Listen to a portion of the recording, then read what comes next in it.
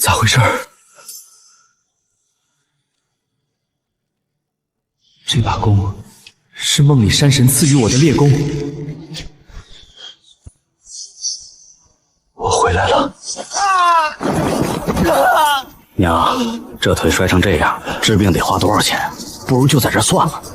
就说他是给大队干活摔的，还能要一份补偿。老二啊，你也别怪娘狠心，狗蛋还要上学，你三弟还要娶媳妇儿，手心手背都是肉啊！我为了这个家当牛做马，连清河的陪嫁风机都给卖了，换来的却是大哥一家吃香喝辣，三弟穿新衣新鞋，我落得个被丢在雪夜里等死的下场。这一次，我陈燕山绝不再做那个愚孝的蠢货，我要护着我的媳妇和女儿，绝不让他们再受半点委屈。这日子没法过了！快点搬！杜莽那边催命呢，再不还钱就要打断我的腿了。妈，这是我娘家给的陪嫁，是我最后一点念想了，你们别拿走。嫁进我们老陈家，连你都是老陈家的人，现在家里出了这么大的事儿，你想害死你大哥一家吗？弟妹，我这赌债要是还不清，杜莽真会要了我的命，你忍心看着你大哥死吗？娘，不就是赌债吗？我出去做工当牛做马也会赚给你。梦里我就是这样懦弱的站在一旁，眼睁睁看着大哥和娘把缝纫机抢走。我真不是个男人。哎呦，老二你疯了，快松手！啊！哎呦我的老天爷，老二，这可是你亲大哥，你居然敢动手！赌债谁欠的谁去还，别拿我媳妇儿的嫁妆去填你的窟窿。反了，老陈家怎么出了你这么个忤逆不孝的白眼狼？那你就去问问他，他赌钱快活的时候，想没想过还不上债？我看今天谁敢动我媳妇儿的嫁妆，我就跟谁玩命！老二，你护着这个赔钱货干什么？家里就指望你大哥的狗蛋传宗接代，一个不下蛋的母鸡，还有脸把这缝纫机不放？娘，你再骂一句试试。陈朵朵是我陈燕山的亲闺女，清河是我明媒正娶的媳妇儿，我不护着她护谁？老二怎么今天跟变了一个人似的？清河，你先带陈朵朵回屋，这里交给我。老头子，你可算来了！你看看老二，今天发疯了。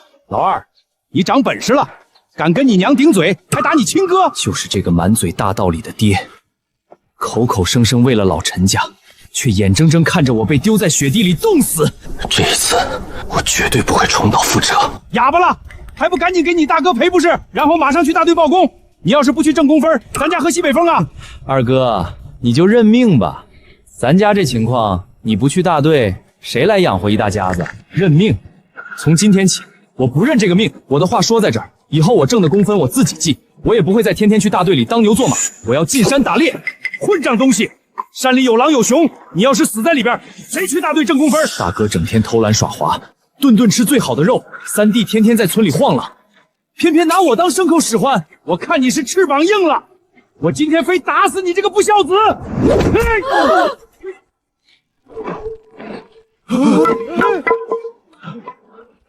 哟，老陈家又闹起来了。燕山平时多老实一个人，这回是真被逼急了吧？这一回我绝不再愚孝，我要让清溪和陈朵朵过上好日子。燕山，这日子我真过不下去了。外头闹成那样，缝纫机还是让给你大哥吧。不，缝纫机谁也别想拿走，从今以后除了你，谁也别想动。今天护住了，明天呢？大哥一开口，你哪次不是乖乖把东西交出去？燕山，我求求你，咱们离婚吧。清河，我以前真不是个人，我混蛋，让你们娘俩跟着我吃了那么多苦。我陈燕山今天对天发誓，这辈子不会再让你们娘俩受一点委屈。我以后去山里打猎，肯定能让你们过上好日子。爹，你以后打到肉肉，会不会又像以前一样，全都给大伯家的狗蛋哥哥吃？陈朵朵连汤都喝不上。不会了，爹保证，以后不管打到什么好东西，吃的穿的，全都先紧着你们娘俩。爹，老二这回好像来真的了，他真要去打猎啊？打猎？哼，他以为山里的野兽是吃素的，就是那深山老林里环境险险得很，能打到猎的哪个不是人中龙凤？就是村里那几个几十年的老猎手，进去了都不一定回能活着出来。等他在山里冻得受不了，饿得吃瘪，自然就乖乖夹着尾巴滚回来了。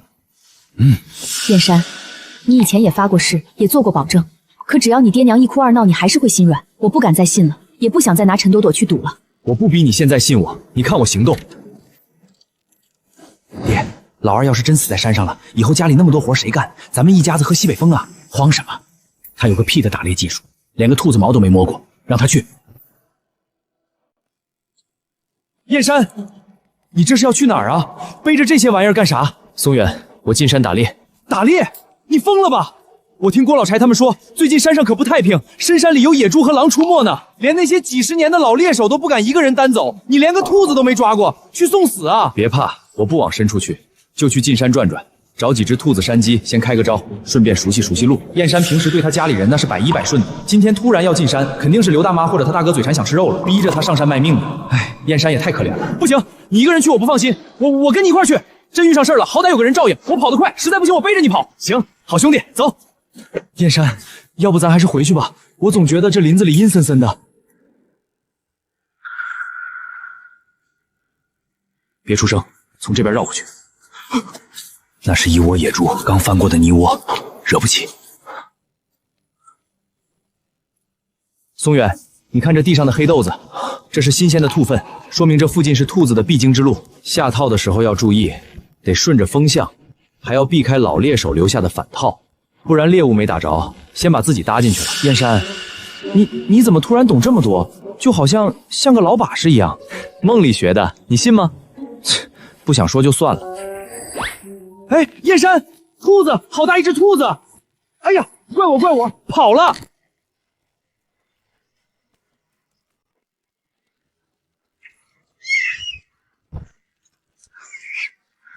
我的乖乖，燕山，你这身手也太神了，一箭命中，还把他逼到了你下的夹子上。你啥时候练出这么大的本事？熟能生巧罢了。这么肥的兔子，刚好能炖一大锅汤。清河和陈朵朵瘦的皮包骨头，总算能让他们娘俩好好补补身子了。走，松远，咱们回村。这不是老陈家的老二吗？他真进山打到猎物了。看这兔子肥的，我还以为他吹牛呢，没想到真有两把刷子。你们是没看见，我们燕山的准头百步穿杨，那下拓的本事，神仙来了都得竖大拇指。以后谁再说燕山没本事，我张松元第一个不答应。哟，咱们家的大猎户回来了，这大冷天的去山里喝风，什么都没捞着吧？早就跟你说了，别去丢人现脸。这真是你打的？哎呀，老二，你可真行！大哥就知道你是个有本事的。快，把兔子放下，背着多累呀！大哥帮你拿。肉，我要吃肉！哎呦，我的大孙子，别急，这兔子就是给你打的。老二还愣着干什么？赶紧把兔子交给你大嫂，让她拾掇炖了。狗蛋正长身体呢，今天这顿兔肉刚好给我大孙子好好补补。完了，他娘一开口，燕山肯定又要像从前一样把东西乖乖交出去了。我和朵朵注定连口汤都喝不上。燕山是个孝顺孩子，这么肥的兔子肯定又得孝敬他爹娘了。陈多多，摔疼了吧？爹给你揉揉。爹，我不疼。清河，拿回屋去。今天这口肉，咱们一家三口自己吃，谁也不给。哎呀，我的老天爷呀！你现在翅膀硬了，打到口肉，连你老娘都不认了！你个没良心的白眼狼啊！不孝的畜生，家里的规矩你都忘了，打到的东西不交公，你想造反吗？老二，你太自私了。就是二哥，你这也太护食了，你们还要不要脸了？燕山这些年在生产队干活，挣的粮票和钱全进了你们老陈家的大锅里。现在燕山好不容易拿命换来一只兔子，你们还有脸抢？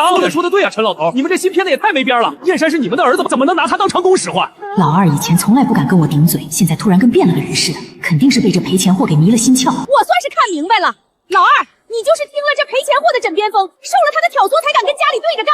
他连个带把的都生不出来，留着有什么用？燕山，你马上跟他离婚。凭你的本事，娘再给你找个黄花大闺女，保准给你生个大胖小子。就是二弟，赶紧离了，都给我闭嘴！我陈燕山有妻有女，这辈子就够了。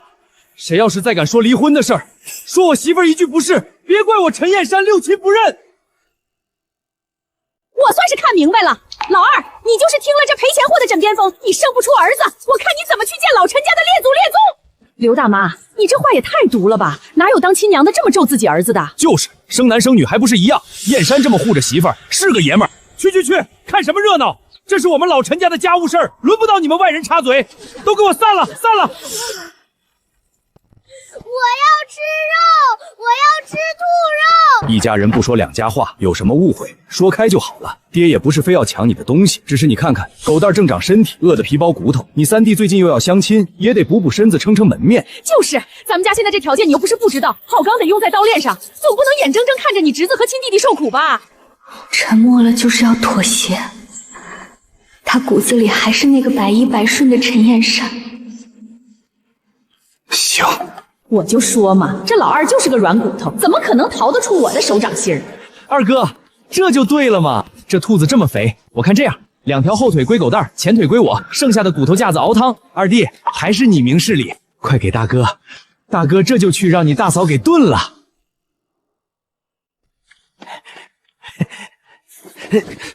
行，你们果然还是老样子，一点都没变。这兔子，我说了不给，就是不给。好你个陈燕山，你竟然敢耍我们！我不活了，我今天就撞死在这里，让全村人都看看你逼死亲娘！你别给脸不要脸，真以为自己打个野兔就上天了？你这么不识抬举，以后在这个家里别想好过。哎呀妈呀，我不活了！清河，对不起，刚才让你受委屈了。我故意顺着他们说，就是想让你看清，他们永远不会变。但我陈燕山变了，我向你保证，从今往后，咱们家的1分钱1粒粮全都交给你管。以后，我会让你过上戴金花银花的日子。我喜欢现在的爹爹。陈朵朵，快吃，多吃点才能长高高。你在山里跑了一天，最累了，你也吃。清河，你也多吃点，补补身子。这就对了，这才是过日子。明天我就进深山，打几只真正的大货。我要攒够钱，带着清河和陈朵朵搬出这个家。老二这混小子，要是真铁了心不去大队上工，咱们家那点工分哪够换粮食的？这青黄不接的时候，眼看着家里的粮缸就要见底了，这可咋整？那还能饿死我们不成？我看就是翅膀硬了，想翻天了。不给他点颜色看看，他还真当自己是这个家的祖宗了。娘，现在最要紧的是杜莽的债。他说了，后天要是再见不到钱，真要卸我一条腿。我本来还指望从老二身上榨点油水出来救急呢，现在这小子简直油盐不进。大哥，你也别太指望老二，他今天就是运气好，瞎猫碰上死耗子，逮着只兔子。打猎这营上今天有明天无的，就算他能打几只兔子，还能发家致富翻了身不成？我看他早晚还得回来求爹娘。我不喝粥，我要吃肉，我要吃兔肉。哭什么哭？给我闭嘴！你冲孩子撒什么火？有本事你去把兔子抢回来啊！你连自己弟弟都搞不定，还算什么男人？都怪苏清河那个丧门星，肯定是他在背后挑唆老二跟家里对着干。你陈大吼要是有点本事，也像老二一样去山里打猎换钱啊！在这窝里横算什么本事？你懂个屁！打猎是那么好打的？谁知道那兔子是不是老二自己打的？说不定是从哪个别人下的套里偷来的。就他那窝囊样，能有那本事？杜莽的债催得紧，老二这条路既然走不通，那就只能在那个女人身上做文章了。既然老二不仁，就别怪我不义。娘，媳妇儿，你们别急，老二不是明天还要进山打大货吗？等他一走，这家里还不是咱们说了算？老大，你有什么主意？隔壁村梁八头不是一直想娶个媳妇儿吗？愿意出300块彩礼。明天等老二进了山，咱们就想办法把清雪摁住，生米煮成熟饭。那300块钱一到手，杜莽的债不就平了吗？燕山，等等我！燕山，昨天你打那只兔子是进山，今天你要往深处走，那可不是闹着玩的。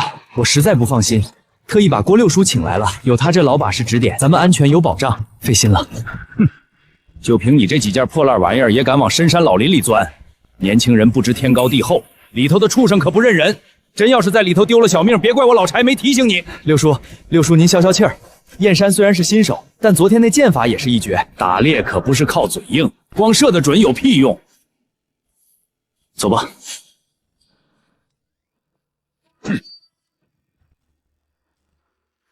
你看你走路，脚踩得那么实，血嘎吱嘎吱响，3里外的畜生都被你吓跑了。这爪印小巧，不复轻盈，旁边还有尾巴扫过的拖痕，这是狐狸的脚印。他常来这一带寻食，我应该就在这附近。你做梦呢！这10里8乡的几年都见不着一只，你随便看几坨屎就说是装腔作势。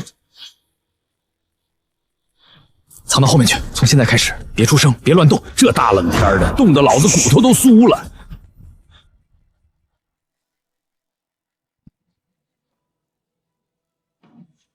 真让他找到！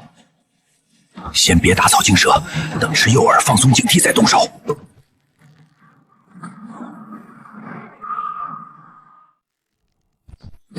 哼，受了伤跑得更快，这箭射偏了，就别指望能找回来。趁早下山吧，别丢人现眼了。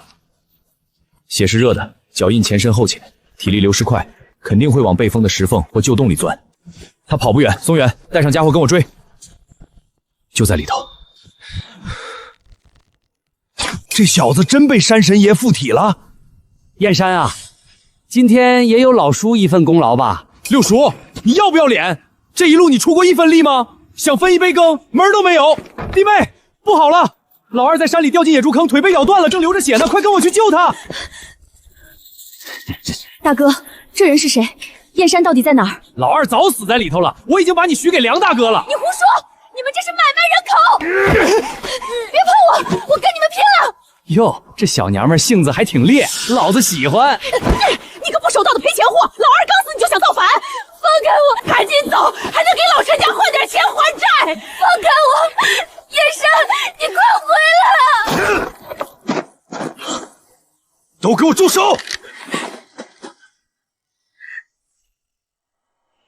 哎呦喂，老二，你媳妇儿发疯了，拿着棒槌要打死你亲娘啊！清河，多多，我回来了，别怕，有我在。燕山，他们说你死了，他们骗你的。老二，你听我说，是娘说清河发疯了，我是来帮忙的。老三，你死人呐！还不快些把你二哥拉开，他要把你大哥打死了！老二，你给我住手！你闹够了没有？别打了，二弟，我错了，我再也不敢了。现在知道错了，晚了。我鬼迷心窍，二弟，饶了我这回。你把我当过兄弟吗？你把我当过家人吗？谁说燕山打不到东西？你们睁大眼睛看看，老二竟然真的打到了这么金贵的东西。燕山打到的这种东皮，毛色红亮，底绒厚实。你先带陈朵朵回屋休息。大家别听他瞎吹，就凭老二那点能耐，连狐狸毛都摸不着。不管是谁打的，既然带回了家，那就是老陈家的东西。老二，你刚才把大哥打成那样，必须拿山货出来赔偿。狗蛋儿这冬天连个像样的围脖都没有，脖子都冻坏了，还有你三弟手也冻裂了，你这做二哥的必须分山货来！你们这也太不要脸了吧！刚才还合伙要把清河卖了，现在又来惦记人家的山货。就是，燕山可是拿命换回来的，凭什么给你们？娘，大嫂，既然你们要算账，那咱们今天就把旧账好好摊开算算。大嫂，你嫁进我们老陈家的时候盖的是新棉被，穿的是新棉衣，我媳妇嫁进来只有几床打满补丁的旧被子，她没拿过家里一针一线，凭什么还要把她的东西给你们？行了，老二，都是一家人，和和气气的多好，别斤斤计较了。要和气，行啊。那你们先把压箱底的布票拿出来，给清河和陈朵朵做身新衣服，咱们再谈和气。清河，手腕疼吧？我给你上点药。给陈朵朵做个护耳，给你自己做个毛领和围脖。这大冬天的，把脖子护住，就不冷了。燕山，你娘和你大哥肯定不会死心的。从今天起，家里的钱都归你管。娘，媳妇儿，老二这回是来真的了，他把钱都交给了那个女人。老大，你明天一早就去县城，想办法断了他的财路。娘，您放心，我看谁敢收他的货。哟，这不是咱们家的大能人吗？我看你这袋子怎么一点没见瘪呀？哼，就他那点见不得人的本事，还想分家单顾，这下吃瘪了吧？我看你也别折腾了，这山货砸手里也是烂掉，不如乖乖交出来，给你侄子狗蛋做个帽子，也算物尽其用。难怪市场里的人都像串通好的一样不要我的货，原来是大哥在背后捣鬼。燕山，怎么了？我的山货没卖出去。是大哥，说我的那些摊主都不敢收。他怎么能这么坏？黑市走不通，那咱们就走正路。正路？我明天就去找大队队长田满仓开证明，我要证明这山货是在咱们队里的地界上打的。有了证明，我就直接去对接县里的土品收购站，哪怕少赚点，我也要把这条路给趟出来。这是上好的山货，你要是诚心收，给个实在价。老二，你懂不懂规矩？人家老板走南闯北，说你这是次品就是次品，15块不少了，别给老陈家丢人。你这不孝白眼狼，留在手里发霉长毛，还不如赶紧卖了，把钱给你大哥还债。来，老板， 15块就15块，我替他做主了。宁可砸在手里，我也绝不让他们借机拿捏。大老远就听见吵嚷，出什么事儿了？我是土产站的，专门下乡收冬皮的。这位老板，你刚才开多少？15？心太黑了吧？这种好货至少50起步。这山货我要了，给你60块。不过丑话说在前面，我们是正规单位，收货讲究来源清白，必须有大队开的证明，我才能收。同志，您别被骗了，他根本没证明，说不定是从哪儿偷来的黑货。田队长，麻烦您出来做个证。我作证，燕山确实是在大队地界上打的，这证明我给开。好，既然田队长作保，这山货我收了。燕山啊，你再加个10块8块的，他肯定也愿意要。我陈燕山只想要一条长期稳当的路子。兄弟，我就喜欢跟你这种有脑子讲规矩的人打交道。不瞒你说，站里最近缺一批大货，县里急需一批高产质的山货和冬肉干，这可是个大单子，有指标还有预付款。周同志，这单子我接了。兄弟，弄不好要出人命的。我知道，但我敢进山。不过这活一个人干不了，我得带几个人，按规矩干。只要您能把名额给我留着。好，我就知道没看错人。清河，这钱你拿好，回家锁起来，不管谁来要都别给。哟，老二，你还真是不怕死啊！我既然敢接这个活，就有活着回来的法子。清河，我进山，你把钱和收购单藏好。燕山，你一定要平安回来，我和朵朵在家里等你。放心吧。你这个不孝子，你真要进山去送死啊！你不去挣工分，家里的粮缸都要见底儿了。老二，你今天要是敢踏出这个院门，以后就别认我这个爹。爹娘，要是他真死在山里了，那60块钱就是咱们老陈家的遗产，刚好拿来买米。燕山，燕山，你等等。松远，你怎么来了？我听说你要进深山追狼，我怎么能放心让你一个人去？我把村里2个敢进山的兄弟喊来了，咱们一起去，好歹有个照应。哟，这么大阵仗啊！燕山，老叔我也跟你们走一趟。这深山老林里没我这个老把式带路，你们连狼毛都摸不着。想跟我进山可以，但丑话说在面前，咱们得立个规矩，进了山一切行动听我指挥，见到狼不许乱叫，更不许乱跑。谁要是为了贪功坏了大家的事儿，或者临阵退缩，立刻给我滚回去。出发！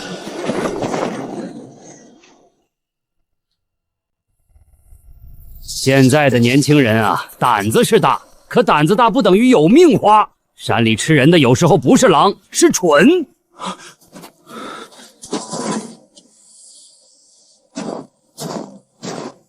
狼群刚过去不久，看这痕迹，快围住他！这可是送上门的肉。闭嘴，别惊动后面的东西。他们咬了猎物，正往被封的地方拖。快把伤口捂住，别让血腥味散出去！马上把獐子抬到下风口处理干净。这是狼抓的，不行，这活干不了了，命比钱要紧，我得回去了。你现在跑就是找死！狼不会白咬这只獐子，他们肯定就在附近，而且这附近一定有他们的窝，能咬下这么大一块肉，说明还有更大的货。想活下去，想赚这份钱，就得把路摸清。谁现在敢跑，惊动了狼群，谁都活不了。疯子，真是一群疯子！我倒要看看你们怎么死！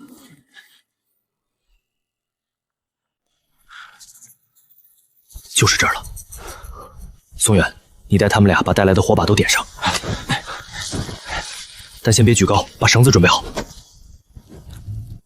你们3个守在洞口的下风处，把出路封死，不管里面有什么动静，没我的口令，谁也不许乱动。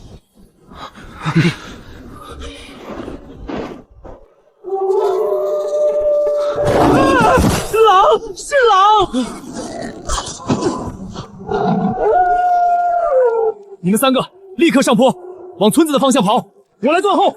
燕山，那你怎么办？少废话，你们留在这儿也是送死。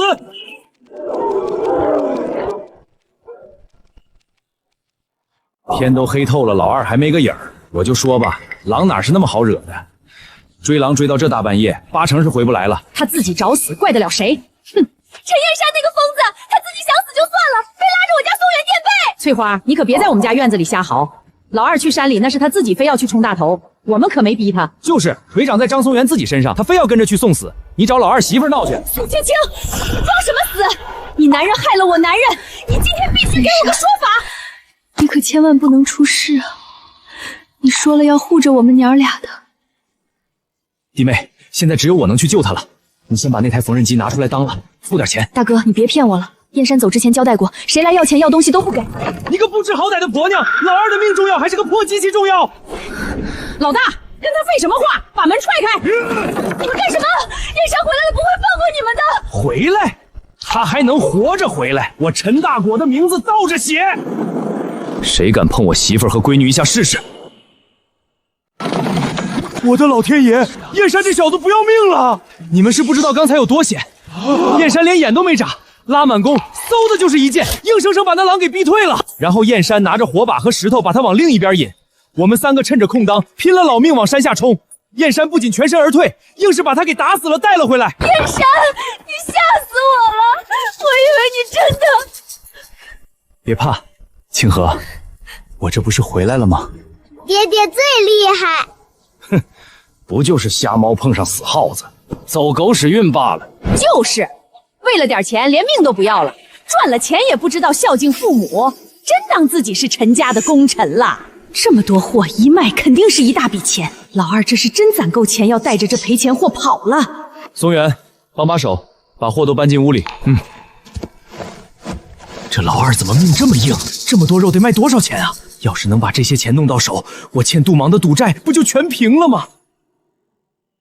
好家伙，燕山兄弟，你这本事真不是盖的。这狼成色极好，一点没伤着底容，来的太是时候了。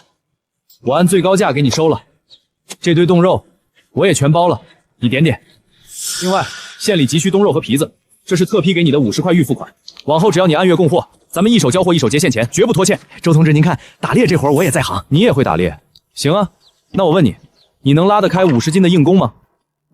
我能学，我今天就把话撂在这儿。土产收购站的这单生意，我只认陈燕山一个人。从今天起，这个家你来当，这账你来管。我一定管好这个家。这么多钱，凭什么全落到那个娘们手里？只要把钱弄过来，我还怕杜莽？这钱我必须弄到手。陈朵朵，快过来，娘给你戴上试试。陈朵朵一点都不冷了。喜欢就好，这可是你爹冒着危险打回来的。如果不是山神托梦点醒我，让我看到家破人亡的凄惨结局，这会儿陈朵朵和清河恐怕还在挨冻受饿。清河，既然钱交给你了，从今天开始，家里的每一笔进出，你都要拿个本子记清楚。燕山，这么多钱放我这儿，我还是有点怕。你是这个家的女主人，钱不交给你，交给谁？第一步，先把咱们过冬的口粮、煤球备齐了。第二步，把陈朵朵开川上学的学费单独留出来，孩子的书必须得念。好，我都记下了。那剩下的钱呢？剩下的钱，等凑够了数，咱们就去县城看房子，最好买个离学校近的独门小院，咱们尽快搬出去。去县城买房？燕山，这能行吗？我怎么觉得像做梦一样？这不是做梦，你只要把钱守好，剩下的交给我。好。老二这小子心也太黑了，自己赚了钱就想拍拍屁股走人。他休想，这个家是他说分就能分的。他赚的每一分钱都有咱们老陈家的一份。哼，对，这事儿绝对不能就这么算了。娘，杜莽那边逼债逼得紧，只给2天时间。要是老二真把钱拿去县城买了房，咱们的财路就彻底断了。燕山，你放心，我绝不让任何人动这笔钱。爹爹，我们去了县城，陈朵朵是不是就能去离家近的学校念书了？对，陈朵朵乖，爹爹保证，一定让你念上书，以后谁也欺负不了你。爹娘，救命啊！你们可得救救儿子啊！哎呦，这是怎么了？谁把你打成这样了？爹娘，我也不想的，我本来想去靠手气翻盘把窟窿填上，没想到越输越多。为了翻本，我一时鬼迷心窍，又借了杜莽一笔钱。大狗虽然混账，但也不能眼睁睁看着他被打断腿呀。老二手里不是刚结了一大笔钱吗？老二反正要去县城买房，也不急在这一时。清河呀，你快去大队部看看吧。刚才有人来说，好像跟人起了冲突，打起来了。娘，燕山身手那么好，村里谁敢跟他打架？您别是听错了吧？哎呦，我的姑奶奶，这种事儿我能拿来开玩笑吗？竟是隔壁村的几个二料子，人多势众的。陈朵朵，你乖乖在屋里待着，娘去就回。那铁皮盒子肯定就藏在屋里，只要把钱和收购单翻出来，这笔债就平了。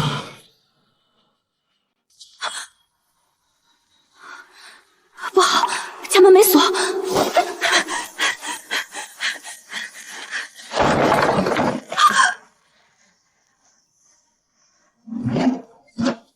杜爷，您数数，连本带利一分不少。算你小子识相，赶紧按手印儿，以后少他妈惹老子！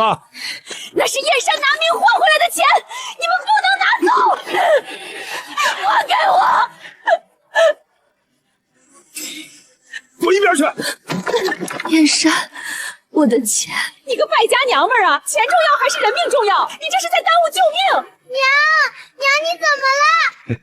行了，咱们走。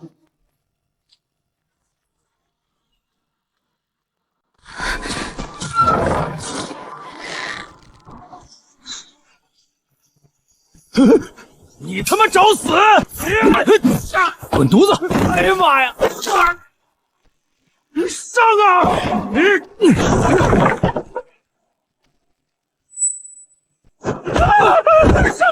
上哥饶命啊！我错了，把钱给我要回来！姓陈的，你别太嚣张！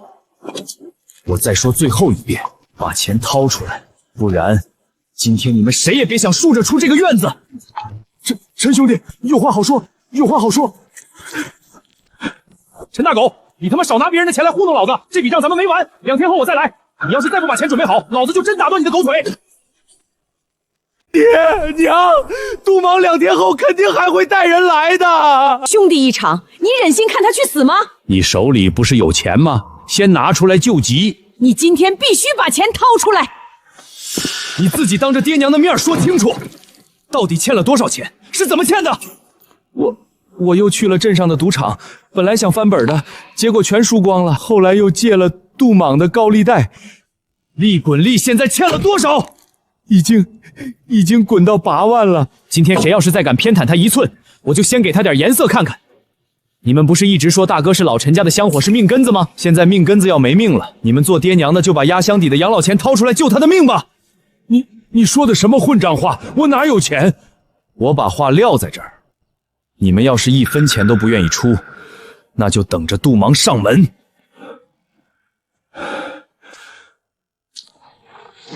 这可是娘的棺材本儿啊！你拿去还债吧，以后可不能再赌了呀！清河，钱你拿好，这笔钱谁也抢不走。燕山，我真怕他们再来抢。别怕，明天一早咱们就去县城看房子，看好了直接交定金，等办器具的时候就把房子写在你的名字上。燕山弟妹，我今天来还有个好消息告诉你们，县城东街有户人家要搬走，空出了一处小院。周同志，那院子什么样？大不大？院子不算大，2间正房，1间偏房，但胜在规整干净。房东急着走，这院子真好。这房子我本来是不舍得卖的，一口价1800块。1800，就算加上燕山这些日拼命打猎攒下的所有钱，差多少我做主，先按你下一批供货的量给你一笔预支款。大妹子，这房子以后就是你们的了，钥匙和契纸收好。谢谢大哥，谢谢周同志。清河，这钥匙和器具是咱们新家的命脉。你放心，人在盒子在。大嫂，你听见没？老二他们真在县城把房子买下来了。哼，赚了几个臭钱就不把爹娘放在眼里了。要是真让他们搬到县城去，那以后这家里可就再也没人能拿捏得住他了。那你的意思是？咱们得想个法子，不能让他们那么顺利就把房子办下来。娘，你说老二这事儿办的叫什么话？我这相亲对象要是知道咱们家这条件，肯定得黄。你跟我抱怨有什么用？老二那房子不是已经买下来了吗？咱们不如先把钥匙拿过来，带着女方去县城看看，就说是咱们家置办的新房，用来撑撑门面。等我把媳妇儿娶进门，生米煮成熟饭了，能行吗？那个铁皮盒子，那赔钱货可是看得很紧。硬抢肯定不行，我有个办法，待会儿您就装病。娘，她苏清河不是最重名声吗？婆婆病倒了，她要是敢在屋里躲着不出来，我就去村里宣扬她大逆不道。只要她一出那个屋子，我就进去把东西拿出来。哎呦喂，我的心口好疼啊！燕山不在家，我要是真由着他在堂屋里叫唤不管，传出去指不定又要怎么编排燕山不孝顺。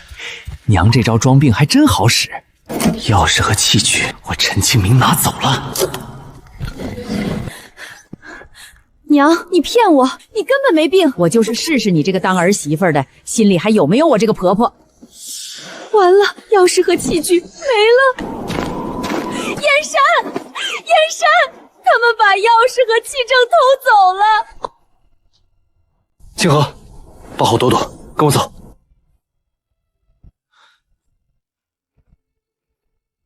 你们看这院子，青砖铺地，多宽敞！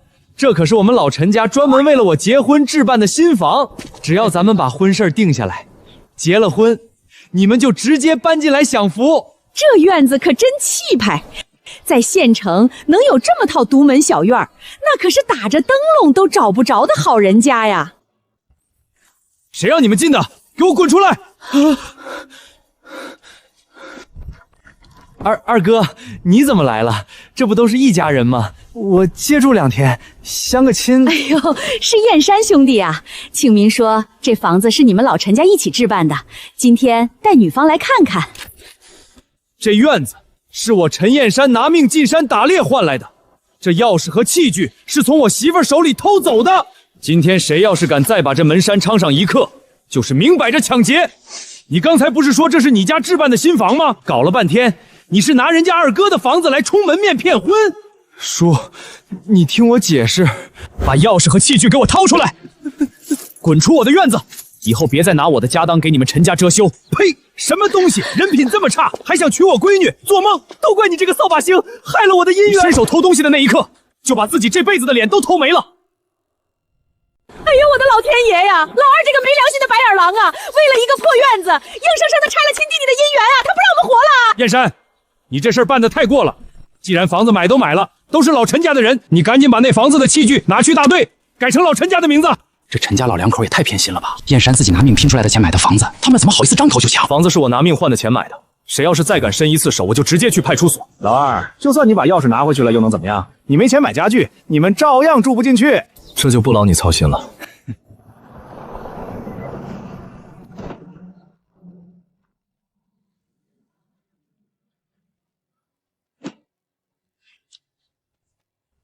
燕山，站里刚接了个急单，县里急需一批野猪鬃，只要你能在半个月内交货，站里先给你拨一笔预付款。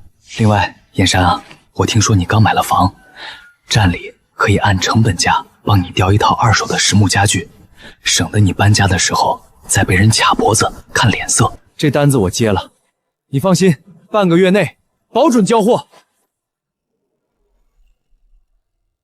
这次进山打野猪，规矩我先说在前面。第一，咱们只打害兽；第二，必须拿大队开的证明进山；第三，打到的猎物先交到站里验货，然后再分钱。谁要是坏了规矩，立刻滚蛋！你们听说了吗？老二那把弓邪门的很，我看啊，跟着他进山，迟早得把命搭进去。就是，你们看看上回，连郭老柴那种老猎手都差点没跑掉，更别说这几个毛头小子了。老二他就是为了自己挣钱，拉别人去送死。谁家男人要是跟着去，那就是造孽呀！哎呦，那可不行，我得赶紧回去把我当家的拦住。你个小兔崽子，那陈老二连他亲爹娘都不管，能管你死活？你不许去！娘，燕山哥不是那种人，打到了能分不少钱呢。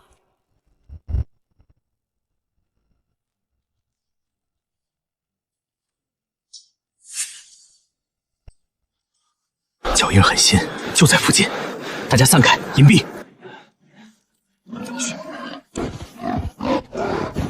妈呀！燕山哥，这野猪也太大了，咱们能行吗？这可咋整啊？别慌，拿好火把，站稳脚跟。燕山哥，我扛不住了，抓紧麻绳，别松手。畜生，找死！去你的，滚开！松远，带他们俩把麻绳绕到那2棵树上结套。好，你们俩别愣着了，快过来帮忙！来呀，往这儿撞！套住了，燕山哥，套住了！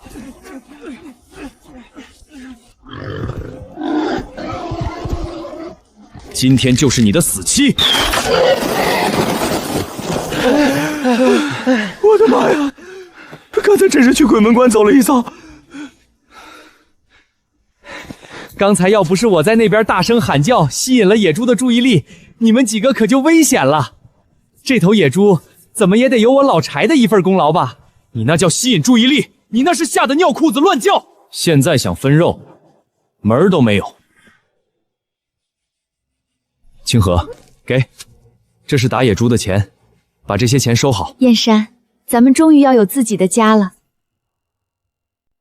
爹娘，救命啊！杜莽要把我的腿打断啊！陈大狗，你现在连本带利已经滚到500块了。500块？你这是抢钱呢！少废话，欠债还田。老二啊，你可不能见死不救啊！你大哥要被人打死了！我早就说过，他的债他自己还。你个没良心的！你不是在县城买了套院子吗？你赶紧把那院子的契纸拿出来，你给你大哥还债呀！县城还有套院子，那感情好。把器具交出来，这笔账咱们一笔勾销。你们做梦！那房子是燕山拿命换来的，凭什么你们抵债？我还是那句话，钱我1分没有，房子更不可能给你们。有本事你们自己想办法。等明天周大哥帮着联系的车一到，咱们把这些家具一装，就彻底搬去县城。搬走，越快越好。老二啊，你睡了吗？爹有几句掏心窝子的话想跟你说说，这是关乎咱们老陈家生死存亡的天大事情啊！你把门开开。燕山，爹大晚上来找你，肯定没好事儿，你别开门。爹那套有大事的把戏我听够了，他们肯定又在憋什么坏水。你把陈朵朵抱回炕上，把门灶锁死。我不叫你千万别出来。老二，今天杜莽的话你也听到了，利钱已经滚到天上去了。你要是再不把县城院子的器具拿出来抵押，你大哥这双腿可就真保不住了。上次你们逼我掏钱救大哥，今天又要我拿房子去救他，明天是不是连清河的命你们也要拿去抵债啊？老二、二弟，你就救救我吧！只要能保住我这条命，以后你让我干什么我都听你的，我给你当牛做马。你听见没？你大哥都给你跪下了，你还不赶紧把房子交出来？房子没了可以再赚，你大哥的命要是没了，我看你怎么向祖宗交代。今天我把话撂在这儿，钱我1分不出，房子更不可能动。想救大哥，但必须按我的规矩来。陈大狗，你自己写欠条，白纸黑字写清楚，然后你给我滚出去干活还账。自古以来，哪有天娘给儿子写欠条的？哪有哥哥给弟弟打欠条的道理？燕山，你是不是非要把这个家搅得家破人亡才甘心？老二啊，嫂子求求你了！你看在狗蛋还这么小的份上，你就帮帮他爹吧！你总不能眼睁睁看着狗蛋没了爹呀！我要吃肉，我要爹！不白纸黑字写清楚欠条，我是不会帮的。二弟呀，我身上到处都是伤，我哪有力气去干活还账啊？你这是要逼死我呀！老二，你快松手！你想打死你大哥吗？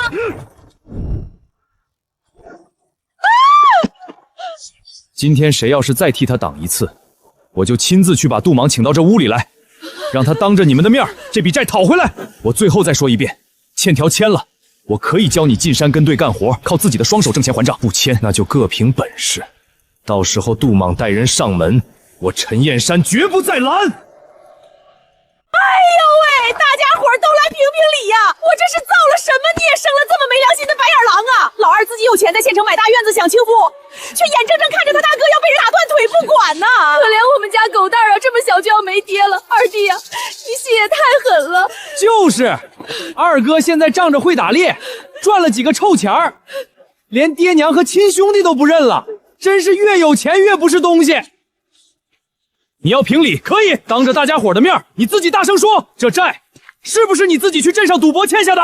是我赌输的。你再大声告诉大家，昨天杜莽带人冲进院子抢钱，是不是你亲自把他们领进来的？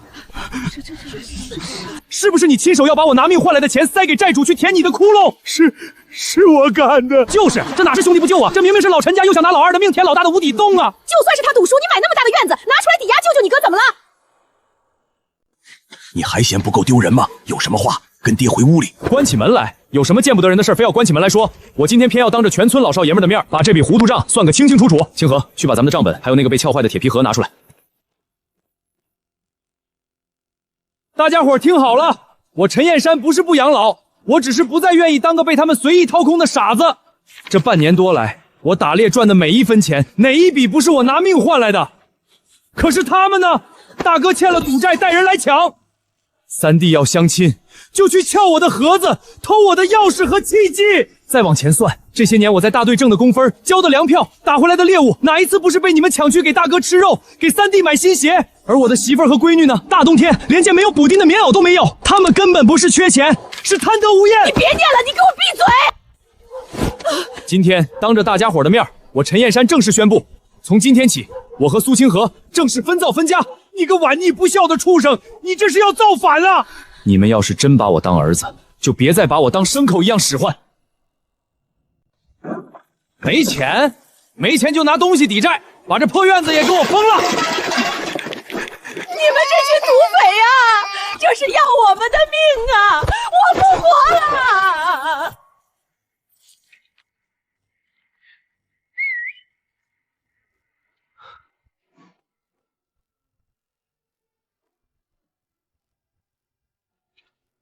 娘，这真的是咱们自己的家了吗？这是咱们自己的家，以后谁也赶不走咱们。清河，咱们虽然搬出来了，但不能掉以轻心。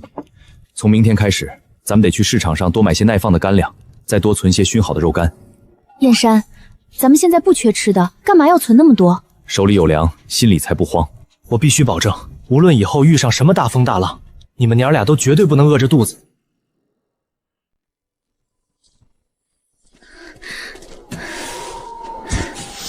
燕山，粮站开始限量了，咱们这点粮再这样下去，家里也撑不了多久啊。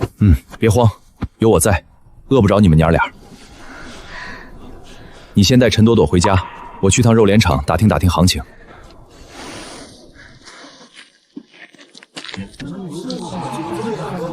老哥，咋回事啊？不对劲儿，这里头肯定有事儿。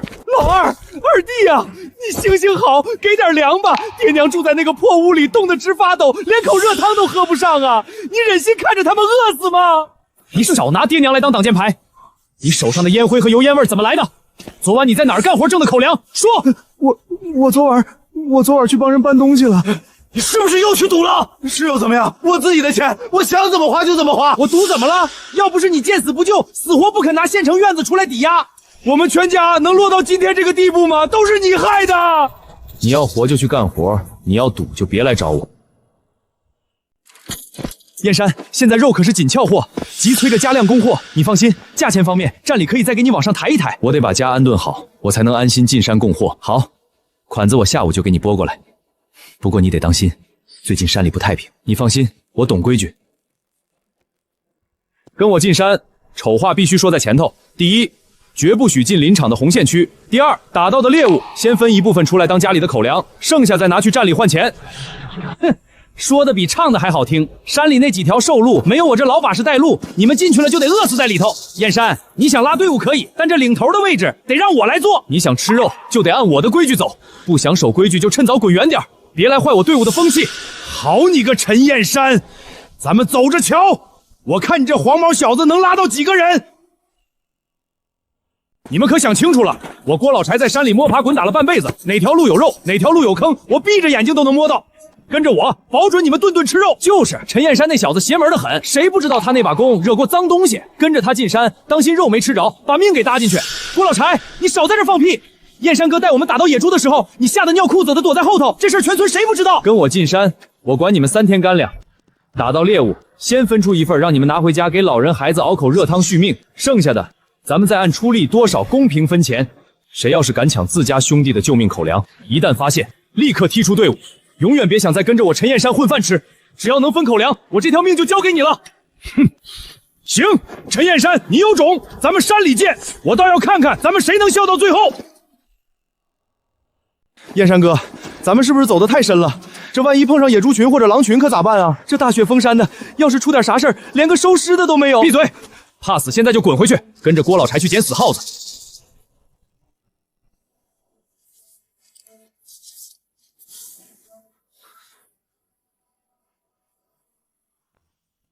我看那边的套子好像动了，肯定是个大家伙。我过去扯一把试试。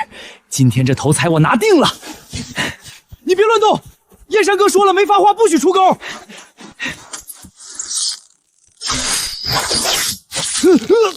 不好，套套住脖子了！燕山哥，快救人啊！别过去，钢丝有倒刺，你越拉他挣扎的越厉害，勒得越紧。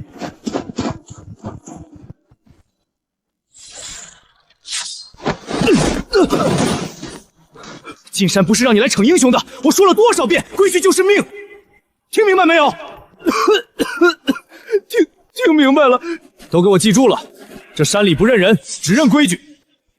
谁再敢不听指挥，不用野兽动手，我亲自把他踢出队。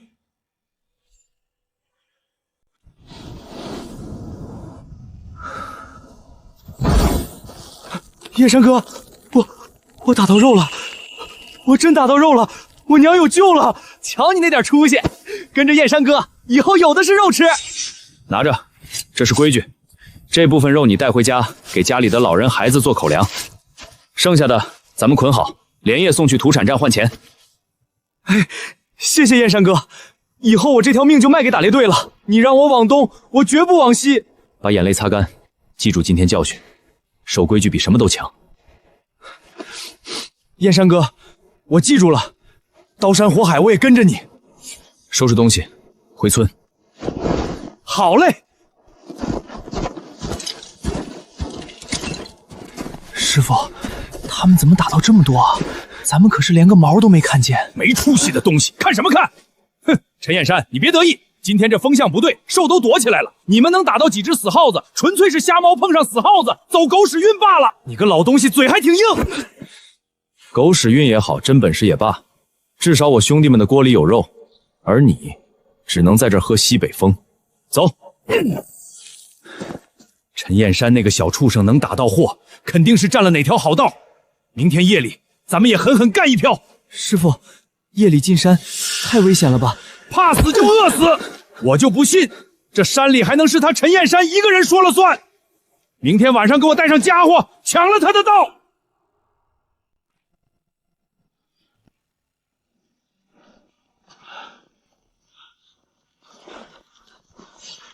师傅！哎呦！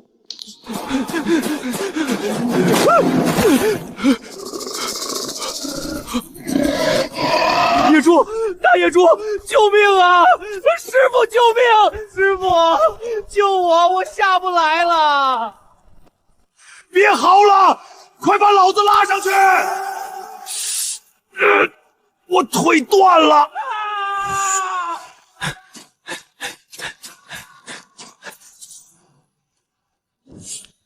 哟，这不是经验丰富的老把式郭老柴吗？大半夜的不睡觉，跑坑里躲猫猫呢，活该！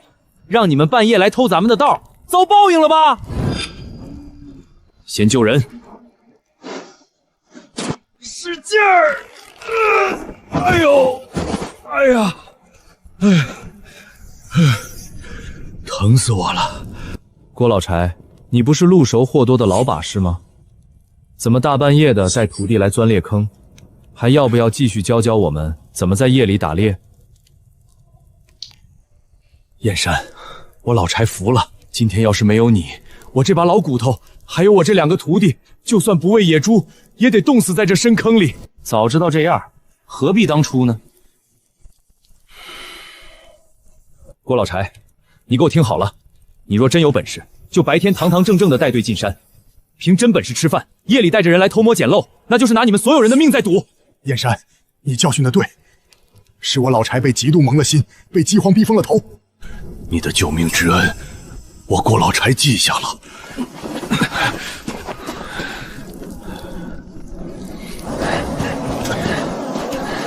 师傅，燕山哥真是个好人，他都没趁机落井下石。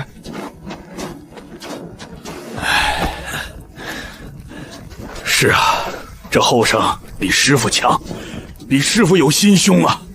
走吧，回家。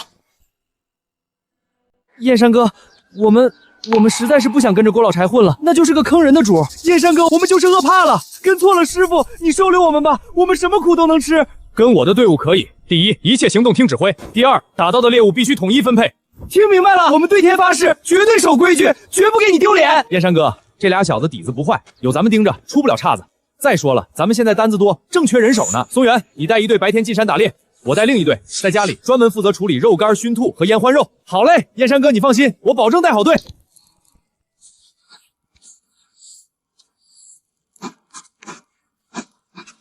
有燕山在，这日子总算能稳稳当当的熬过去了。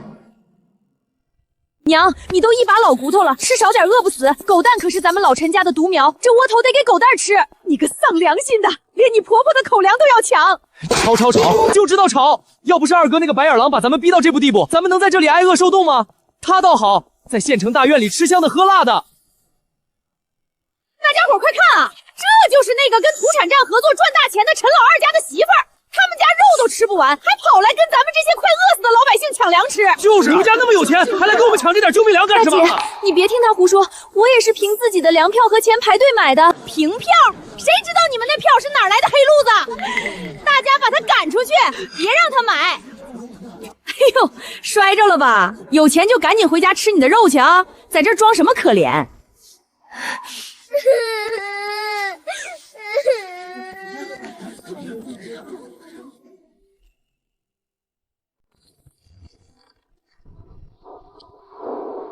爹，是大伯娘在粮站带头闹事，让别人推娘，娘才摔伤的。清河，你别动，我去拿药角。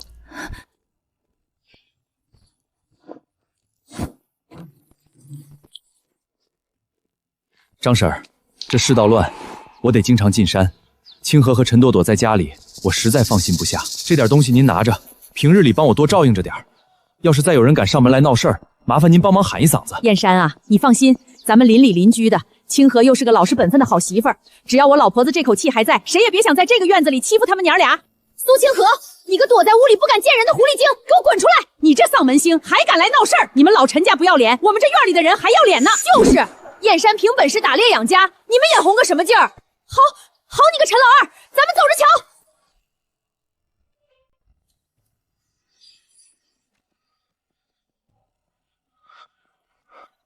干什么呢？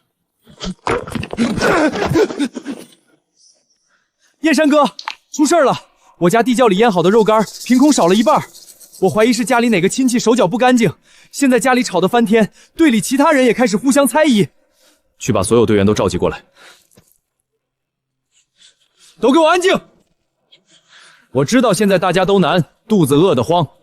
今天我把分粮分肉的规矩重新立一遍。谁家要是真缺粮，到了揭不开锅的地步，可以来我这里领一份救命粮，但必须登记在册。等饥荒缓过来了，你们得用劳力来还。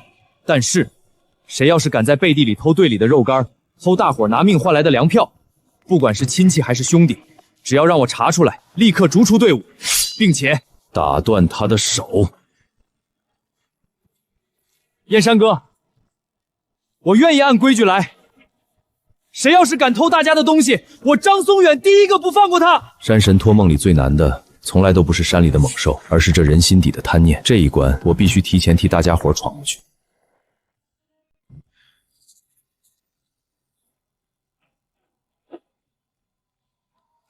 这是从家里地窖里偷拿出来的半袋肉干，还有几张粮票。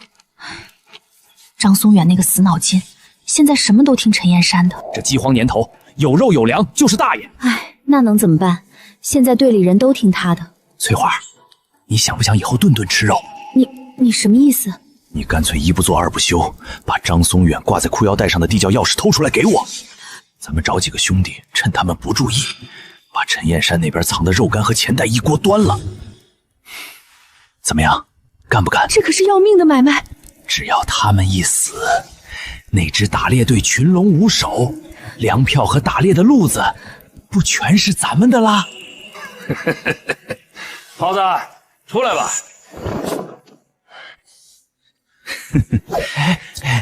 告诉兄弟们，家伙都准备好。燕山哥，我这心里总觉得不踏实。别瞎想，先把家护住再说。你说二凤是不是瞒着我干什么事儿了？周鑫，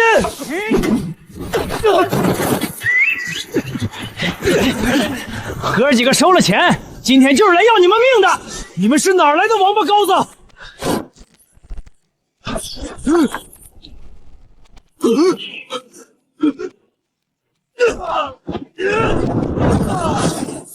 都别动！说，谁派你们来的？好汉饶命！好汉饶命！是刘麻杠，还有一个叫王二凤的女人让我们干的。二凤，王二凤，你给我出来！松远，你看，这是咱们队里绑肉干的绳结，还有你家地窖的钥匙。不可能，这肯定是被偷的。走，带路。在2楼。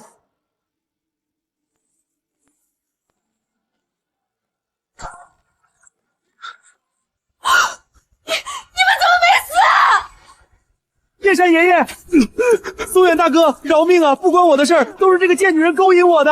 刘麻岗，你个畜生，你血口喷人，明明是你拿肉干引诱我的。狗咬狗的戏我没空看，你再敢动张松远一家半根汗毛，我让你这辈子都别想站着走路，滚！松远，你别听那畜生胡说，你听我解释，我是被逼的，我就是想换点粮活命啊，都是刘麻杆那个畜生逼我干的。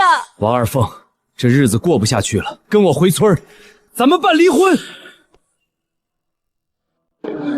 大家伙冲啊！陈岩山这个没良心的，在院子里囤了那么多肉和粮食，咱们今天非把他的院子撬开！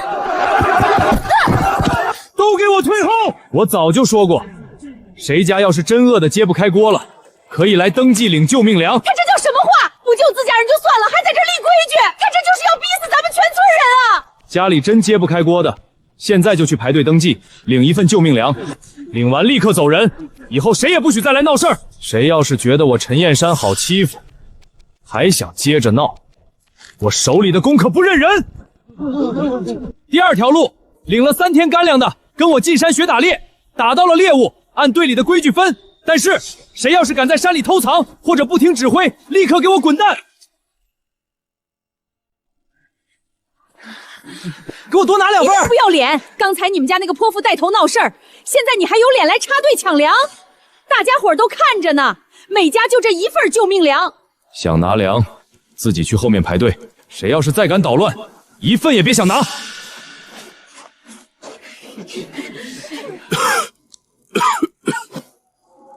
头子呀，你怎么就这么狠心走了呀？都怪老二那个畜生！要不是他把咱们家逼得散了伙，死活不肯拿钱出来，爹怎么会冻死在这破屋里？大哥说的对，这笔账咱们必须得算。我发誓，一定要让陈老二付出代价。燕山，我打听到了一个大买卖，省城有家锦江饭店，现在正缺好肉和好皮子。那个老板娘叫沈婉堂，脾气硬得很，眼光也毒，但只要你能跟她搭上线，以后绝对是源源不断的挣大钱。我走了，清河和陈朵朵怎么办？燕山，你得往长远看，饥荒年头，只有把供货的路子走得越宽越稳，你这个家才越安全。我想好了，明天一早就走。我知道了。乡下人就是乡下人，弄来的货也这么土里土气的，连个正规手续都没有。沈老板，你可别被他们给坑了！你他娘的撞谁呢？货看着还算新鲜，这样吧，按规矩，你们先供一批试菜，不过价格只能按市价的70%算。70%？这连我们在山里挨冻受饿的本钱都不够啊！好，沈老板。燕山哥，那娘们明摆着就是压榨咱们，你咋还答应了呢？松远，你记住，他刚才没直接赶咱们走，就说明这生意还有得争。只要咱们的货留在那里了，剩下的，咱们就用货的品质，把他们的嘴给堵上。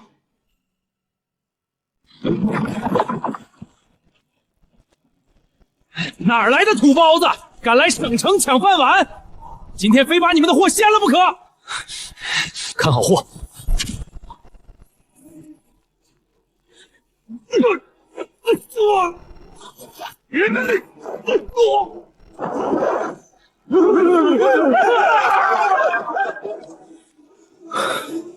去你丫的！你们给我等着，这事儿没完！燕山哥，他们啥来头？十有八九是老吴的人。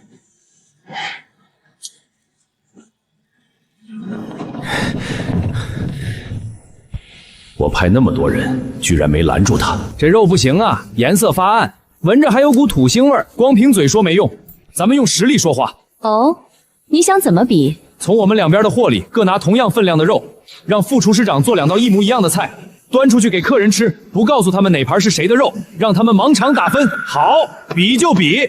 我吴才旺的货在省城卖了这么多年，还能输给你个乡下泥腿子不成？好，就按陈燕山说的办。你去后厨盯着，这2道菜从下锅到出锅，你一步也不许离开，谁也不许在里面动手脚。这盘肉好，吃着嫩，而且有股子特殊的野香味儿，嚼起来特别带劲儿。这盘不行，肉质发柴，还有股怪味。左边这盘是陈燕山送来的野猪肉，这算什么数？就这2桌能代表什么？沈老板，你这是故意偏袒他。我沈碗堂开饭店这么多年，这舌头比你们的账本都准，客人的评价就是铁证。吴才旺，你先退到一边去。燕山，你的货确实好，但我这儿最近接了个大单子，这桌客人都是省城有头有脸的大人物，想镇住场面，光有野猪肉不行，必须得有山里真正的稀罕物。我接了。哦，你真有把握？我有把握，但我也要加一个条件。燕山哥，这大冷天的，山鸡会不会都躲到深山老林里去了？咱们是不是找错地方了？有戏，这羽毛很新鲜，前方肯定有山鸡的窝。松远，你带一队人从左边包抄。大壮，你带人去右边。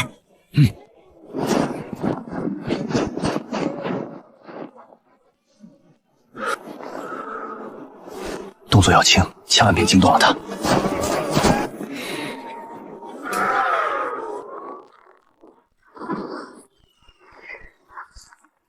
有埋伏！哈哈哈哈！陈燕山，今天就是你的死期！敢抢我们吴哥的饭，兄弟们，给我上，废了他们！你们做梦！这山又不是你们家开，凭什么不让我们打猎？看来你们是不见棺材不掉泪了。兄弟们，动手！动手？就凭你们几个？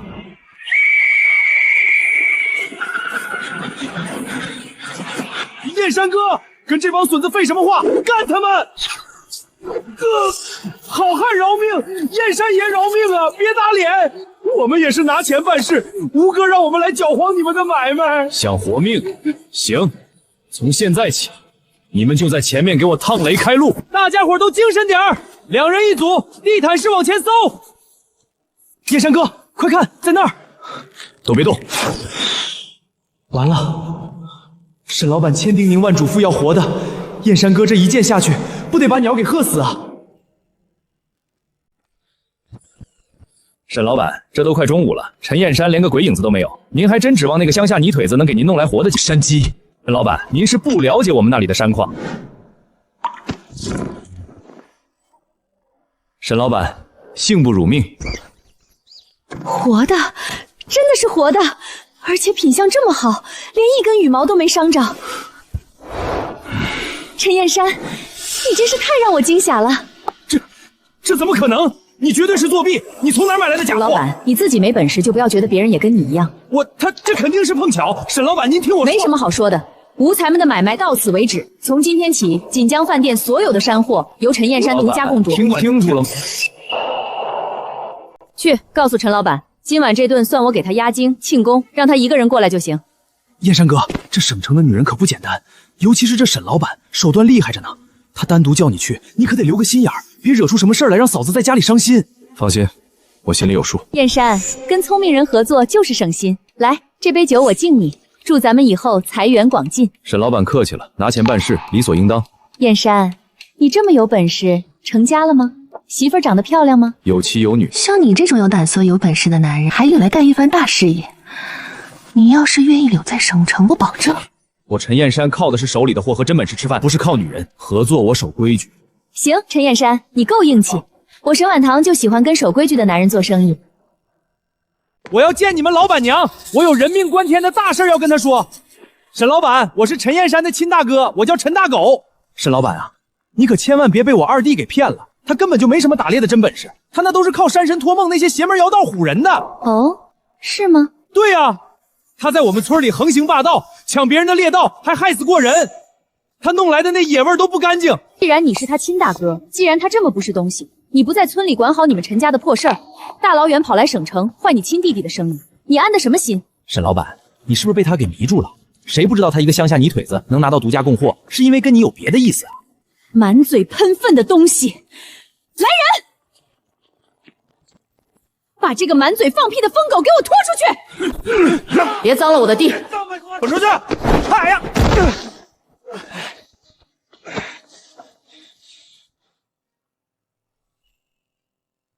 我跟你们说，老二能在省城拿到那什么独家供货，根本不是靠他那点破山货，他是攀上了那个开饭店的寡妇老板娘。我亲眼看见他们俩在包厢里单独吃饭，门关得死死的，指不定在干什么见不得人的勾当呢。我就知道，陈老二赚那么多钱，怎么可能老老实实的守着苏清河那个黄脸婆？娘，这可是个好机会，咱们得让全村人都知道陈老二是个什么东西。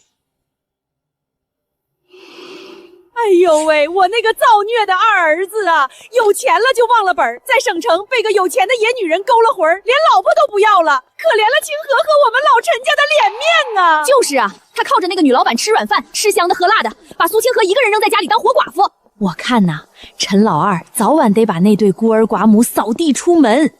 你们少在这儿胡说八道！燕山是什么人，咱们不清楚。他最疼他媳妇儿闺女了，怎么可能干出这种事儿？大叔，你懂什么？男人嘛，没钱的时候老实，一旦有了钱，又在省城见了世面，心还能定得下来？哪个男人不偷腥？看，那就是陈老二的媳妇儿。听说他男人在省城被富婆包养了，真可怜。可怜什么？我看他是装糊涂，贪图他男人拿回来的钱呗。清河啊，大妈跟你说句掏心窝子的话，外头现在都在传，说燕山在省城跟那个什么沈老板不清不楚的，男人有了钱心就野了，你可得留个心眼儿，别被他给蒙在鼓里呀。大妈，我知道了，燕山不是那种人。娘怎么了？你手好冷啊！娘没事儿，快去上学吧。陈朵朵，看爹给你带什么好东西了？爹最好啦！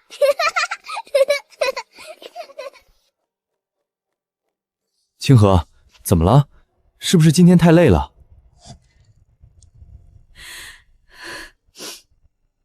燕山，你现在有钱了，你要是真想换个人过日子，你就提前跟我说，别瞒着我。你这说的什么胡话？我什么时候想换人了？那你告诉我，你跟省城那个沈老板到底有没有事儿？外头的人都说你靠着他吃软饭，说你不要我们娘俩了。是谁在你耳边嚼的这些烂舌根？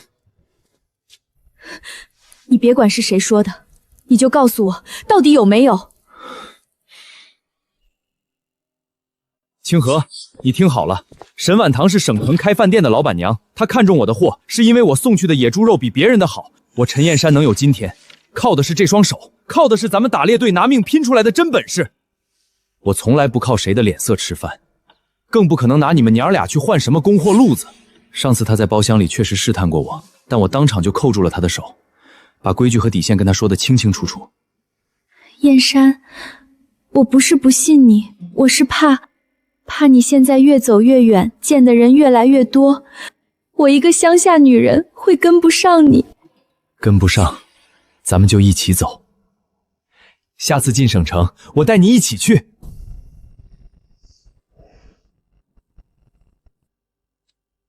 外头那些人的嘴再毒，也咬不烂咱们这个家。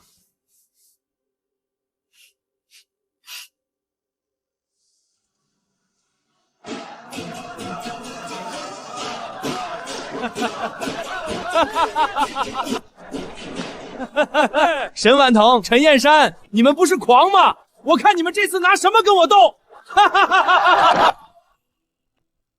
燕山，对面那家新开的瑞丰楼背后有资本撑腰，直接把我的其他供货路子全给卡断了。沈老板，你别慌，这价格绝对不对劲，这种白菜价根本撑不住正经食材的成本，除非他们走的不是正道。陈老板，我们梁老板在瑞丰楼天字号包厢摆了酒，请您过去一叙。陈老板，我这人快人快语，沈晚堂给你多少供货价，我2万吨出双倍。只要你把山货全部送到我瑞丰楼，我不仅包你发财，还给你入股分红，怎么样？我陈燕山是个粗人，只认死理，不卖良心换钱。识相点就赶紧答应，别在这装什么清高。哟，吴老板，这换了新主子，连说话的底气都变大了啊！不知道的还以为这瑞丰楼是你开的呢。陈燕山，你别敬酒不吃吃罚酒。锦江饭店还能撑几天？到时候沈晚堂一倒，你连原路都回不去，只能带着你那帮兄弟去喝西北风。这样吧，只要你们让我看看后厨和仓库，如果真像你们说的那么有本事，这合作我再考虑考虑。你想看随便看，就算让你装模作样的看一圈，你还能翻了天不成？你们这验货流程是怎么走的？这都是吴哥负责的，我们只管做菜。你们自己随便看吧，别乱动东西。哼！把门打开，未来的供货商连你们的仓库都不能看，这合作还怎么谈？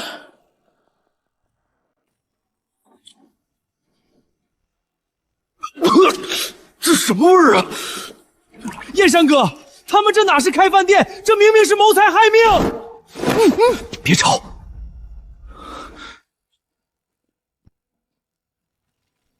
难怪他们敢这么猖狂。可咱们手里没证据，现在去揭发，肯定会被他们反咬一口，说咱们是同行嫉妒。吴大哥，你在省城人脉广，立刻去联系卫生防疫局，就说有人用变质发臭的食材做饭，坑害人命。谁？是谁在背后整老子？生意各凭本事去斗，但良心绝对不能烂。退钱，赔医药费，去派出所告他们。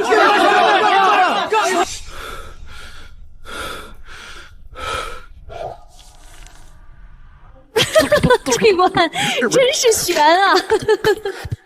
今晚这顿饭必须我请，我得好好给你压压惊。行，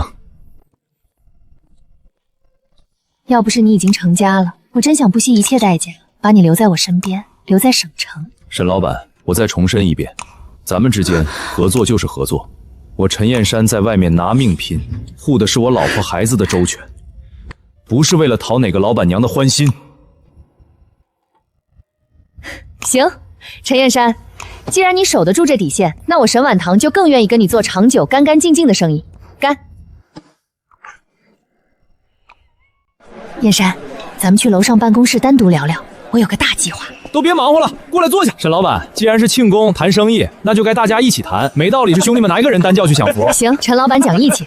接下来的1个月，我要把供货量翻1倍。燕山，你的人能不能稳住？只要价钱公道，货保准足斤足两送到。清河，我今天在饭店看到那些服务员的衣服都旧旧的也破了，你的手艺10里8乡都是出了名的，不如明天我带你去省城试试。去省城，我行吗？即将饭店做一批新制服，也让你亲眼去看看沈晚腾到底是个什么样的人，外头的流言到底是真是假。好，我去。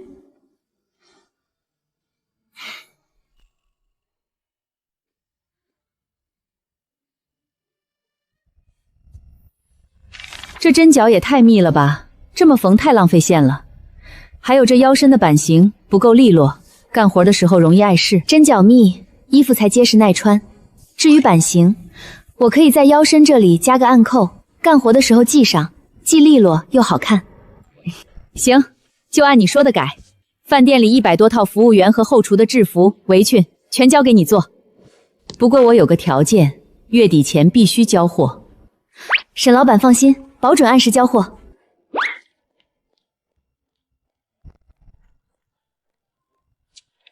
哟，快看，那不是陈燕山的乡下老婆吗？这大老远的跑到省城来，肯定是怕陈燕山被人家漂亮的女老板给抢走了呗。就是啊，人家沈老板要钱有钱，要貌有样貌。陈燕山要是攀上这高枝，哪儿还想回乡下抱那个黄脸婆呀？这叫什么来着？哦，对，看不住自家男人，跑来丢人现眼。哎呦，燕山媳妇儿，外头这话说的可是够难听的。你男人现在这么能干，天天在省城里转悠。沈老板，我苏清河守的是我的家，不是哪个人。我男人要是真敢走那些不要脸的歪路，不用别人说，我第一个不放过他。行，你这句话配得上做陈燕山的媳妇儿。咱们开门做生意，对客人不敬就是砸锦江饭店的招牌。从今天起，谁要是再敢以貌取人，立刻给我滚蛋！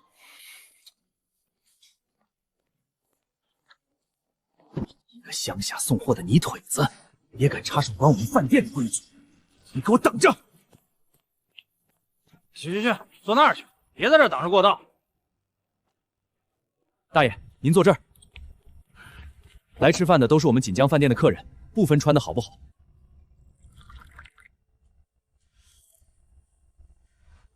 小伙子，这菜用料倒是实在，不过我听说现在外面很多饭店用的都是来路不明的黑肉。大爷，您可别听他瞎吹，他一个乡下打猎的，能有什么正规渠道？大爷，您放心，我们打猎队有铁规矩，只打害兽，绝不进红线区，更不碰黑货。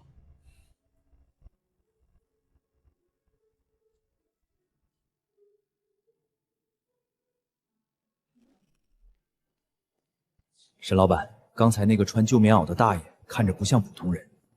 咱们饭店最近生意太火，难免招人眼红。你一定要把后厨和仓库管得更严一点，千万别在这个节骨眼上让人挑出刺儿来。我知道了，我会亲自盯着你。沈老板，有人实名向上面推荐你们锦江饭店，说这里用料干净，渠道可查。这是我们打猎队每天的进山证明，这是交到土产站的验货单，这是饭店的入库单，从山里到餐桌，每一个环节都清清楚楚，绝对没有半点黑货。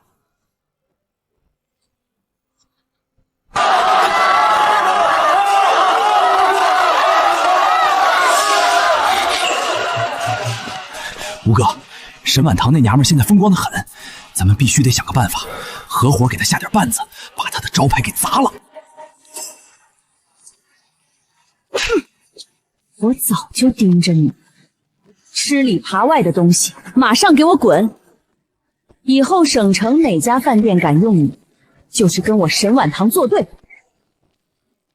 单靠锦江饭店这一家店已经吃不下这波客流了，我想过了，我要和你合开一家山货配送加饮食服务的公司，我负责出资金、开店铺、扩后厨，你全权负责货源和打猎队伍的管理，咱们强联手，利润按比例分红。从今天起，你不再是个送货的，你是公司的合伙老板。沈老板，合伙可以，但我有3个条件必须写进合同里。第一，公司的所有账目必须公开透明，绝不许有糊涂账。第二，无论生意做得多大，你绝不能插手我的家庭。第三，更不能用合作的关系来逼我做什么违背原则的人情买卖。陈燕山，你这人可真是一块难撬的硬骨头。不过，也正因为你这块骨头难撬，我才敢放心的把后背交给你。清河，以后公司所有的大账都由你来盯着，我只负责把货干干净净的从山里运出来，剩下的就全靠老板娘你来掌舵了。从前我总是躲在她的身后，怕这怕那，但现在我不仅是她的媳妇，更是能跟她并肩站在一起，替她守住这个家底的人。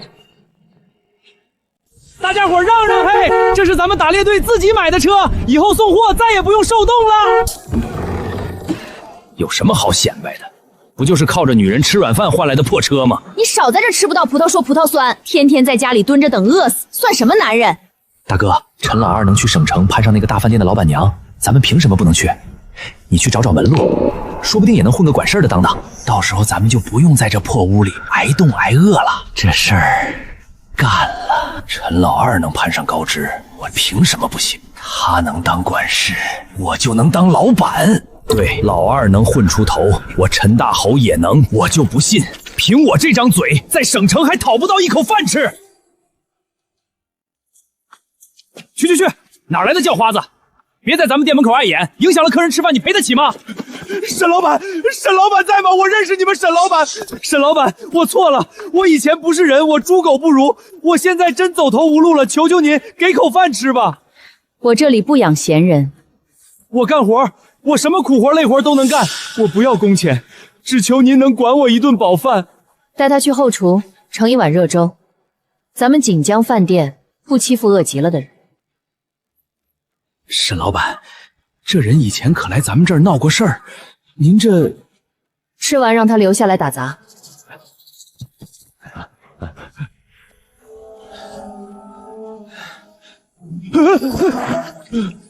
你来这儿干什么？又想耍什么花招？没耍花招，我在这儿打杂混口饭吃。你陈大狗什么时候受过这种委屈？怎么，刘翠花没把你当祖宗供着了？燕山，以前是哥对不住你。我看他这次像是真的走投无路，想要改过自新了。他要是真想改过自新，只能靠他自己。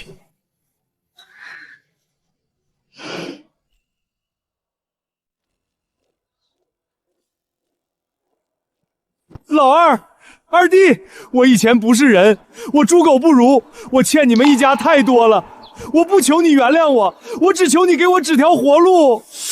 你跪我没用，你跪的是你自己以前做的那些孽。去我们新成立的公司仓库当搬运工。我干，我什么都干。别高兴得太早，你的工钱每个月必须先拿出一部分给娘养老，剩下的给狗蛋交学费。你以前欠的那些赌债的，一分不能少的从你工钱里扣。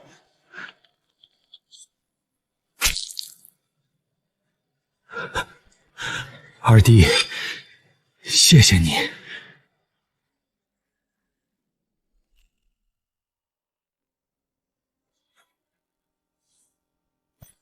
大狗，你这是干什么？好端端的打自己干嘛？我真笨，刚才把2斤松果记成了3斤，差点把账弄错了。燕山把这么重要的活交给我，我不能再给他丢人。我得长记性。你大哥这次是真的转性了，这几天在仓库里干活比谁都卖力，再也没叫过一声苦。陈安哥，先别急着夸他，路遥知马力。他要是在这里干得好，那是他的本分。要是再敢偷奸耍滑，我照样把他赶出去。放心吧，我盯着呢。对了，锦江配送的招牌已经在省城正式挂起来了。你看看这订单，电话都快被打爆了。燕山那小子有出息，在省城开了大公司，连带着咱们也跟着沾光。这可是给锦江饭店做的制服和围裙，真酱必须得密实，不能给他丢脸。那是自然，咱们村现在不知道有多少人眼红你呢。妈妈，爸爸现在是不是大老板啦？是啊，爸爸在省城可厉害了。那我长大了也要像爸爸一样。你爸爸在努力赚钱养家呢，陈朵朵也要好好学习，以后像爸爸一样有出息，好不好？嗯，我一定好好学习。老大，你这是从哪儿弄来的东西？你不会是又去偷去抢了吧？娘，你想哪儿去了？我没偷没抢，这是我这个月在燕山的仓库干活实打实挣来的工钱和口粮。您省着点吃，狗蛋的学费我也交了，以后我养活你们。哼，谁稀罕你这点破东西？老二现在发大财了，你就在他手底下当个干苦力的，有什么好得意的？娘，您别嫌弃，以后日子会好起来的。清河妹子，这杯酒我敬你。燕山守得住外面的底线，你守得住家里的规矩，你们2口子绝配。燕山，我决定在咱们的合作协议里再加一条，以后公司所有的流水大账必须由清河妹子亲自签字过目才能生效。谁要是敢拿身份压他，一律按违约处理。沈老板，我苏清河也愿意把你当成一辈子的合作伙伴，干！这一路走来，翻山越岭，斗恶霸斗同行，其实最难跨过去的坎儿，从来都不是山里的野狼，而是人心里那点猜忌。现在这坎儿总算是迈过去了。清河，等公司再稳一点，咱们就把家搬到省城附近来，到时候给陈朵朵找个更好的学校念书。嗯，好。直到今天我才真正明白，山神爷那个梦点醒我的从来都不是什么发财的捷径，而是告诉我，作为一个男人该如何用自己的双手把这个家守成这黑夜里最亮最暖的一盏灯。